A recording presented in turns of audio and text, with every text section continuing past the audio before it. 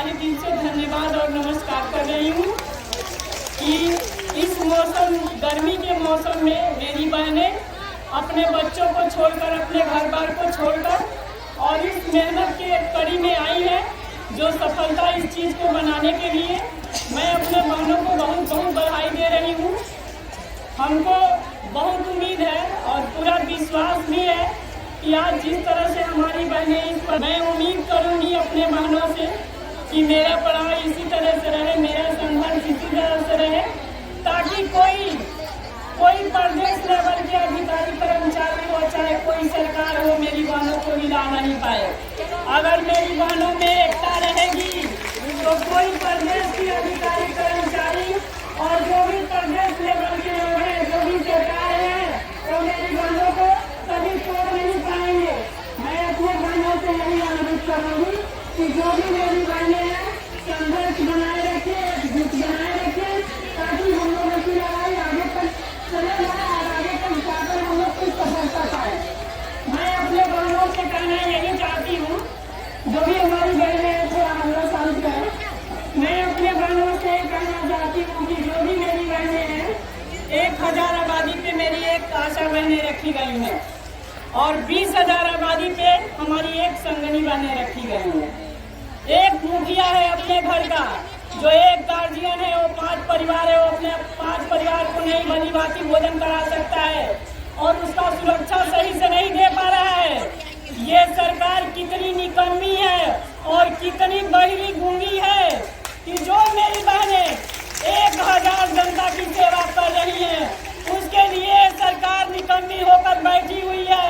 आज तक मेरी बहनों के लिए कोई विचार नहीं किया ताकि मेरी बहनों को भली भांति से 5 परिवार को अपने कमाई से जिला सके। ये कहाँ सरकार निकम्मी होकर बैठी हुई है। इसलिए कि हमने, हमारी बहनें ने संघर्ष किया तो पूरे गांव को सुरक्षित कर दिया। यही जोगी जी का संदेश है, यही मोदी जी का संदेश है कि हमारी बहनें आशा घर घर जाकर एक बच्चे टीकाकरण से छूटने नहीं पाए, एक बच्चे पोलियो ड्रॉप से छूटने नहीं पाए, कोई भी बच्चा कुपोषित नहीं होने पाए। लेकिन वो कितने अंधे हैं कि मैं अब दूसरे को, बच्चे को सुरक्षित करके मैं अपने बच्चों को खुद कुपोषित में डाल दे रही हूँ। इसलिए कि जो हमारी बहनों को तनख्वाह मिल रहा है, उसे मेरे बच्चों को एक शुद्ध से कलम कापी भी नहीं मिल पा रहा है। मैं अपने बच्चों को कैसे कुपोषित बताऊंगी। मैं दूसरे को बच्चों को तो रक्षा कर रही हूँ, लेकिन मेरे बच्चे, मेरे परिवार कुपोषित हो रहे हैं। कहाँ से बड़े लोग बैठे हुए हैं। एक बार तो जागे, लोग कहते हैं, मम्मी लोगों का एक नारा है, हम भारत की नारी हैं, खून नहीं चिंगारी है।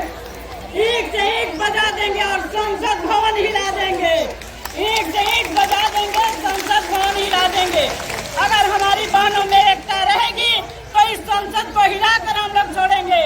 उस तरह से नहीं हटने वाले हैं और नहीं हम लोग मुँह करने वाले हैं। हम लोग डटने वाले हैं, हम लोग अपना हक लेकर रहेंगे।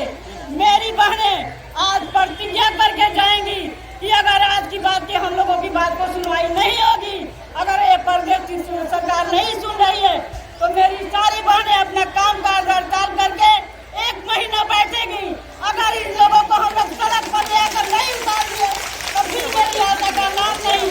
मैं यही चाहती हूँ कि मेरी आशा संघर्ष करें और सारी ब्लॉक में, सारी गाँव में, सारी काम काज छोड़ दें। मेरी बहनें 1 महीने में इस सरकार को रोड पे हम लोग नहीं फेंकेंगे तो फिर आशा का नाम नहीं। यही हम कहना चाहते हैं। बहनें, आप लोग संघर्ष कीजिए, सबसे अच्छा संघर्ष है हमारा।